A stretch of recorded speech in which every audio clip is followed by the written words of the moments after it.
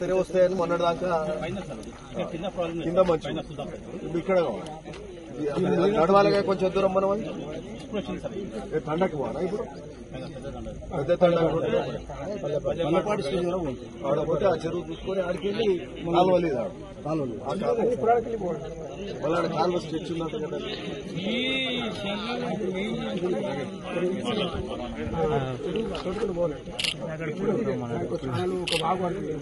దీనికి వెళ్ళి కింద కూడా కాలువ లేదు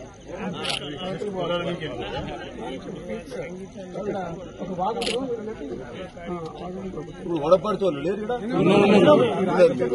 కాలువ లేకుంటారు వీళ్ళే ఖర్చు పెట్టుకోరు సార్ వీటి కోసం అక్కడ ఏం లేదు రాత్రుల్లో పోయేది కాలం లేకుండా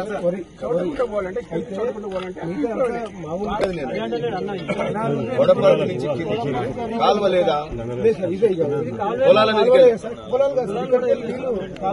కాలువ లేదంటూ కింది కాలువ లేదంటూ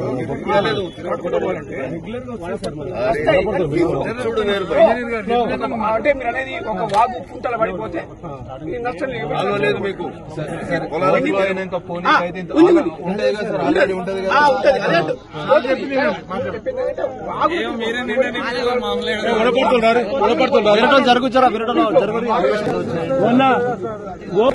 కద్దెళ్ళకెళ్ళంటే ఇది వరకు ఉన్నాయి కదా ఇప్పుడు ఇది దేవుడు కొట్టి నిండా నిండాక పోకపోతే ఎట్లుంటది గంతే ఉంటది ఇప్పుడు కూడా ఇప్పుడు మీరు ఒకటి చేయాలంటే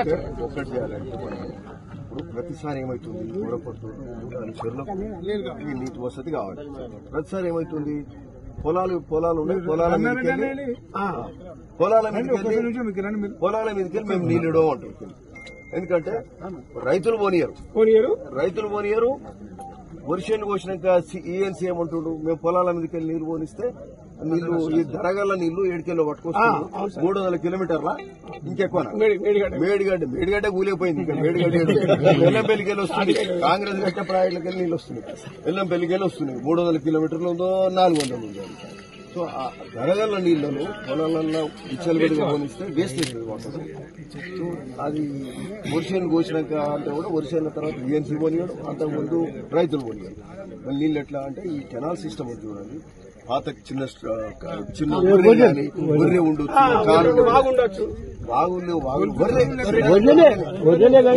మనం ఎక్స్ప్లోర్ చేసి ఇక మనం బండ్లు పెట్టి జేసీబీలు పెట్టి కొట్టేద్దాం మరి అవన్నీ కూడా పట్ట ల్యాండ్స్ అయి ఉంటాయి సార్ పట్ట వాళ్ళు సజెషన్ చేయండి సార్ రైతులు ఎట్లా కాలు ఉండాలి కదా పాత వర్రే ఉన్నది కదా పాత వర్రే అయితే సాఫ్ చేయవచ్చు కదా మనం చేసుకోవచ్చు నీళ్లు ఇడిచిపెట్టాం 3 రోజులలో వర్రే పడుతూనే ఉంటుంది 3 రోజులలో నీళ్లు ఇడిచిపెట్టామనుకో వర్రే పడుతూనే ఉంటుంది రైట్ అయితే వర్రే మనం ఇడిచినట్టు వర్రే పోతుంటది కదా వర్రె పోయినప్పుడు ఆ వర్రె పెద్దగా రైతులు వర్షాలు కోసినాకనే వస్తాయి ఈ లోపల బయట పండించుకుంటాడు వర్షాన్ని కోస్తాడు మనం అడుగుతాం మళ్ళీ అప్పుడు రావు సో ఇది వర్రె ఇప్పుడు నీళ్ళు పోగానే కట్ చేస్తాం అంతే కదా ఇటు కాలువ కట్ చేయాలి ఇది చేస్తే వడపర్తి హన్మపురం అనంతారం పోతుంది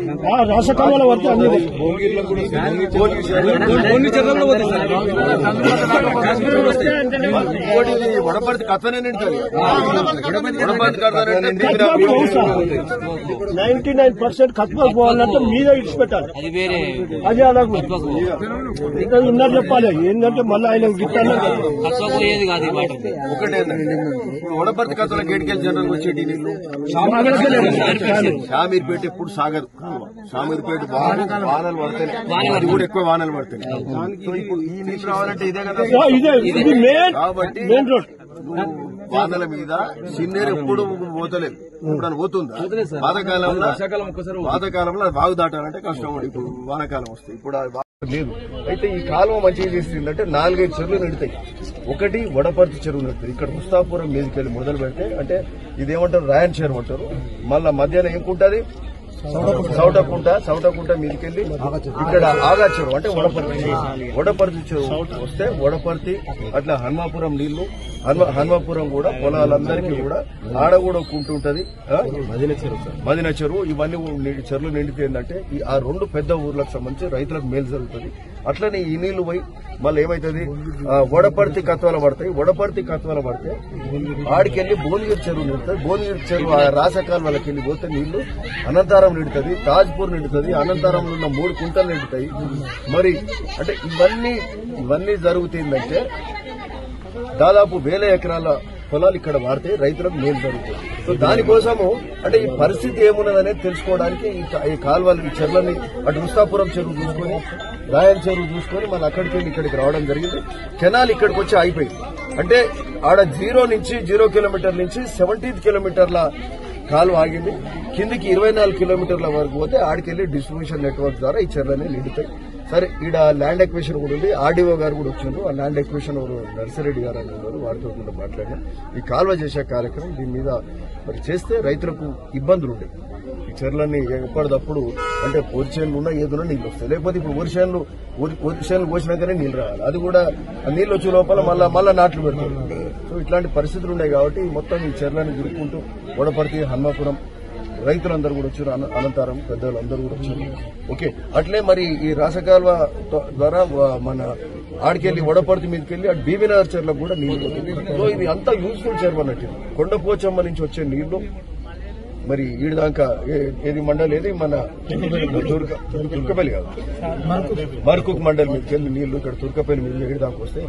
అటు బీబీనగర్ దిక్కు అటు మగ్దుంపల్లి వరకు అక్కడ నీళ్లు పోతాయి. ఇక్కడ మన భువనగిరి నిండితే ఇక్కడ కిందికి అనాశపురం గాని అటు తుక్కాపురం గాని ఇవన్నీ కూడా వెళ్లే కార్యక్రమం కూడా జరుగుతుందని కూడా. సో దీని మీద మనం ఈ కార్యక్రమం సక్సెస్ఫుల్ గా చేద్దాం. ఎందుకంటే ఎప్పుడు మీద చెప్తే వాళ్ళు పైన నీళ్లు వదిలే లోపల ఇక్కడ కింది వరకు నీళ్లు కూడా వస్తాయి. సో దీనికి ఒక పర్మనెంట్ మార్పు చేద్దాం. Okay, thank you.